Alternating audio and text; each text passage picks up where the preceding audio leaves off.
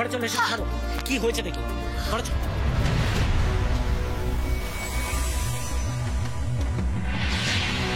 দেখছেন, আমি আপনাকে বলছিলাম না ভাইরাস বাবু, কিছু একটা আছে এখানে। দেখেন, কঙ্কাল। ওটা কি? আংটি।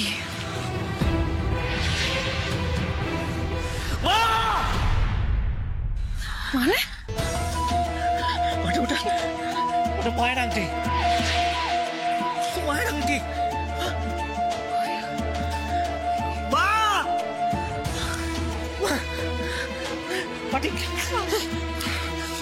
মায়ের আংটি এখান থেকে কি? আপনি চলে না।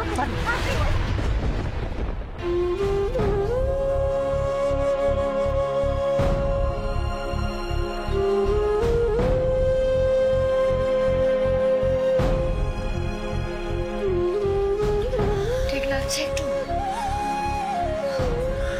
ভাইরাস বাবু, আমায় আপনি একটা কথা বলেন তো, আপনার মায়ের সঙ্গে ঠিক কি হয়েছিল? মানে এখানে কি ওনাকে কবর দেওয়া হয়েছিল? আমি জানি না, আমি কিচ্ছু জানি না। মানে তাইলে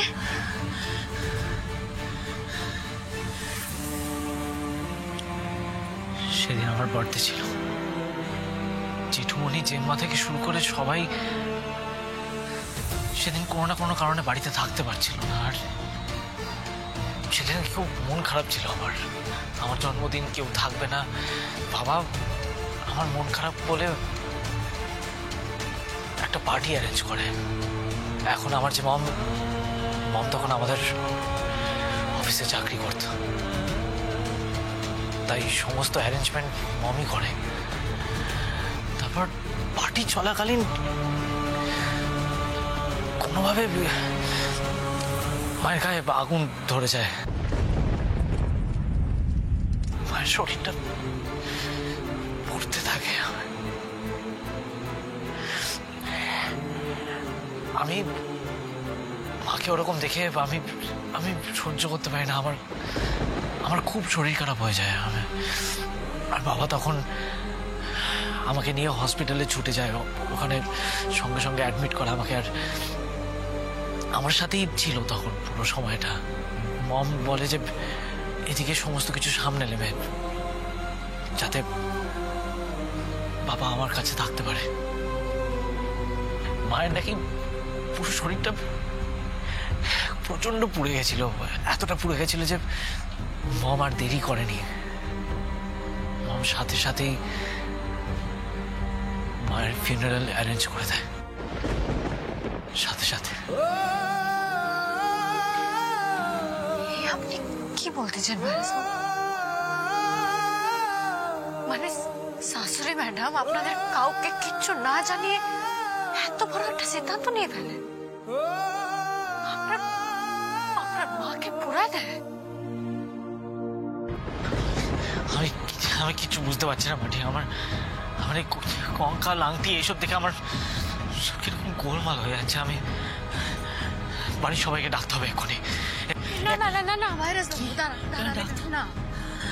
এমনি বাড়ির সবাই ভীষণ দুশ্চিন্তার মধ্যে রয়েছে। তারপর যদি এই কথাগুলো এখন ওনাদের জানায় তাহলে ওনাদের চিন্তা শেষ হবে না। কিন্তু আমরা আগে পুরো বিষয়টা ঠিক করে জানি, তারপর নয় ওদের সবাইকে জানাবো। মাটি,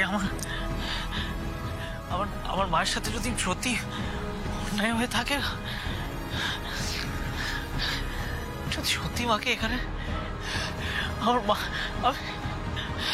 এরকম ভাবে পুঁতে রাখা হয়, আমার মাকে এরকম আমি ফেলে রাখবো কি করে মাটি? শান্ত শান্ত শান্ত সত্যি ক্ষতি করে মম কেন বললো তাহলে মাকে পুড়িয়ে দেওয়া হয়েছিল? শান্ত হন আপনি। আপনার মায়ের সঙ্গে যদি অন্যায় হয়ে থাকে তাহলে তার বিচার হবে। আপনি শুধু আমার পাশে থাকেন ভাইরাস বাবু। আমি আপনাকে কথা দিতেছি, আমি খুব শিগগিরই এর রহস্য ফাঁস করবই।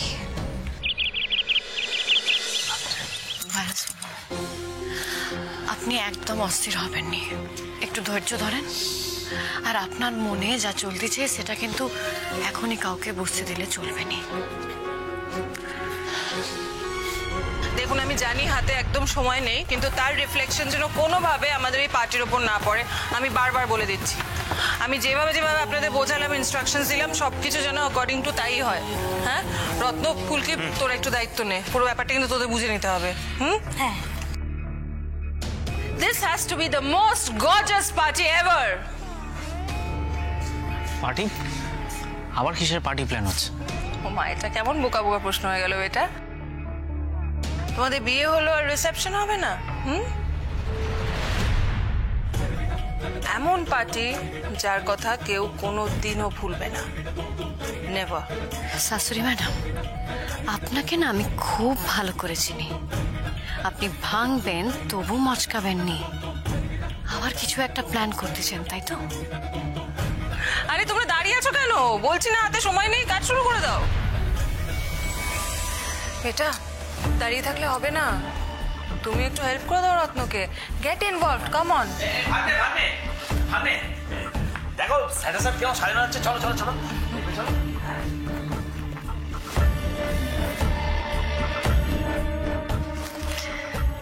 কি এত ভাবছো মাটি? আরে কি ভাবছো এত? এই যে তুমি জিতে গেলে, সেটা সেলিব্রেট করতে হবে না? সবই তো হচ্ছে তোমার অনারে। তোমার জন্যই তো এই পার্টিটা আমি অর্গানাইজ করছি মাটি। The biggest party of your life.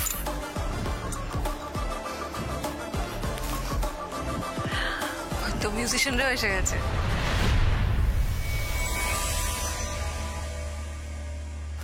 ও এসে গেছেন? সব ইনস্ট্রুমেন্টস ঠিকঠাক আছে তো? মিউজিক যেন একদম। কি এমন প্ল্যান করতেছেন আপনি? আবার আমাদের কি ক্ষতি করতে চাইতেছেন?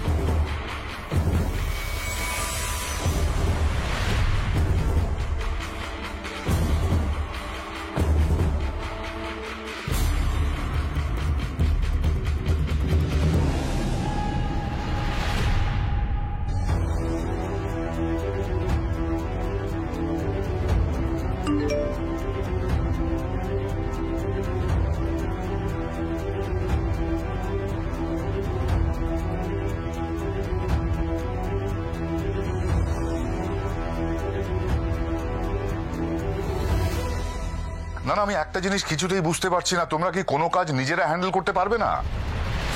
আজ বাড়িতে ছেলে রিসেপশন পার্টি আর আমাকে অফিস